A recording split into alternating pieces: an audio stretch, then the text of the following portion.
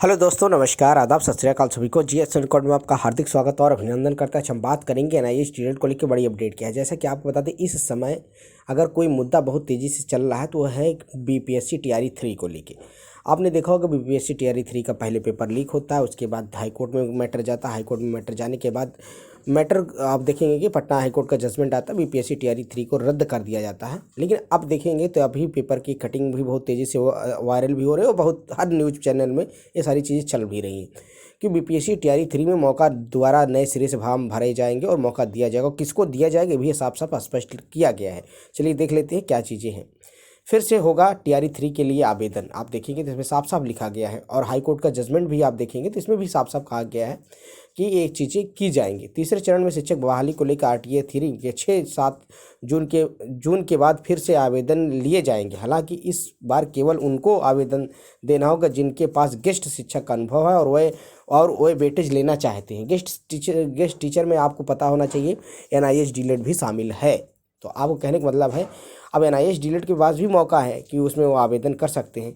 लेकिन बात यह है कि जब तक उन हाईकोर्ट में रिट नहीं डालेंगे या हाईकोर्ट से कोई उनको, क्योंकि सुप्रीम कोर्ट से उनको भाई जजमेंट आया है कि भाई एनआईएस डीलेट वैलिड नहीं है, लेकिन फिर भी मौका दिया गया है कि जिनके पास अनुभव है उनको वेटेज दिया जाएगा। किसमें? बीपीएससी टीआरई 3 में, क्योंकि बीपीएससी टीआरई में पहले भी आवेदन करने से मौका नहीं दिया गया था।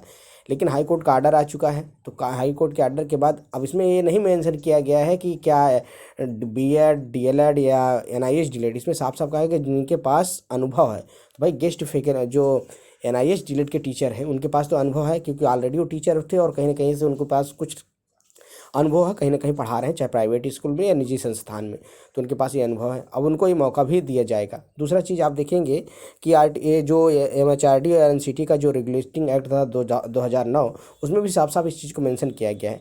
तो अब मौका तो मिला है, लेकिन अब ये अप्लाई कैसे कर पाएंगे? अप्लाई करने के लिए इनको हाईकोर्ट जाना पड़ेगा ज़रूर। जितने भी एनआईएस डीलेट है, अगर हाईकोर्ट में जाते हैं और उनको कहते भाई हमें मौका शामिल करने का मौका दिया जाए, बाकी जो हमारा रिजल्ट होगा हाईकोर्ट के अधीन होगा। जैसे कि आपको ने देखा होगा कई हाईकोर्ट में ऐसा चीज़ें की गई हैं कि पहले इनको मौका दिया जाए। जैसे असम में आप देखेंगे, पश्चिम बंगाल में देखेंगे, इसमें साफ साफ कहा गया है पहले इनको मौका दिया जाए, जैसा होगा इनका रिजल्ट हाईकोर्ट के अधीन रहेगा। इसमें भी देख सकते हैं देश के सरकारी निजी सरकारी स्कूलों में कार्यरत प्रथम सेवारत अभिशिक्षित शिक्षकों के लिए शैक्षणिक 2017-19 में दिनांक कार्यक्रम के एनआईएस के लिए इतने तक पूरा कर लिया गया था। रिकॉर्ड के अनुसार भारत सरकार के राजपत्र में प्रकाशित नहीं किया गया। मतलब ये वही चीज़ें हैं जो राजपत्र में प्रकाशित नहीं की गई, जिसके कारण ये सारी चीज़ें हैं। लेकिन मिनिमम क्वालिफिकेशन इनके पास है और एनसीटी एमएचआरडी के भाग 3 में ये सारी चीज़ें कही गई हैं। तो इससे स्पष्ट हो रहा है कि अब एनआईएस डीलेट को भी मौका मिल सकता है, लेकिन थोड़ा सा इनको प्रयास करना पड़ेगा। प्रयास क्या करना? देखिए, हम लोग एकजुट होकर अगर ये सारी चीज़ें करते हैं, जैसे आप देखिए ट्रांसफर पिटीशन भी अभी जब तक 29 जुलाई को 8 जुलाई और 29 जुलाई को सुनवाई लगी है, उसके बाद से सारी चीज़ें स्पष्ट हो पाएंगी। इसके पहले अगर ये शामिल होने के लिए हाईकोर्ट जाना पड़ेगा। हाईकोर्ट जाते हैं तो आपको भर्ती प्रक्रिया में मौका मिलेगा। खबर है थी, अगर वीडियो पसंद है चैनल को लाइक करें, ज़्यादा से ज़्यादा अपने दोस्तों में शेयर करें। शिक्षक भर्ती पल पल की अपडेट के लिए चैनल को सब्सक्राइब कर लें। मिलते हैं नए वीडियो के साथ। जय हिंद साथी, नमस्कार। और बहुत लोग उल्टा सीधा कमेंट करते हैं कि हमें उल्टा सीधा कमेंट करने से आपको कोई बेनिफिट हो, तो आप बिल्कुल कर सकते हैं, आप स्वतंत्र हैं। चलिए मिलते हैं नए वीडियो।